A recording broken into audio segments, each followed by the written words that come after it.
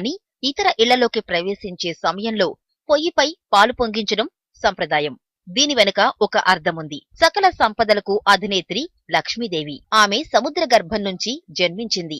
నారాయణి హృదయేశ్వరుడు పాలసాగరమున పవళించిన శ్రీహరి. అందుకే పాలు పొంగితే అష్టైశ్వర్యాలు, భోగభాగ్యాలు, ప్రశాంతత, ధనం, సంతానం, అభివృద్ధి వెల్లివిరుస్తాయని నమ్ముతారు. కొత్తగా నిర్మించిన ఇంట్లోకి ప్రవేశించే సమయంలో ముందుగా ఆవును ప్రవేశపెట్టి తరువాత ఆ గృహ యజమాని లోపలికి ప్రవేశిస్తాడు.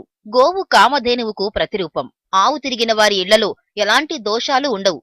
కొత్తింట్లోకి చేరే సమయంలో గృహ యజమాని ఇంటి ఆడపడుచులను పిలిచి ముందుగా పొయ్యి వెలిగించి పాలు పొంగిస్తారు. ఆ పాలతో అన్నం వండి వాస్తుపురుషునికి సమర్పిస్తారు. ఈ పూజతో ఆ ఇంట్లో సుఖశాంతులకు, సంపదకు ఎలాంటి లోటు ఉండదు. ఇంత మంచి జరుగుతుంది కాబట్టి ఇంట్లో పాలు పొంగించడం నిర్వహిస్తారు. ఇంటి ఆడపడుచులకు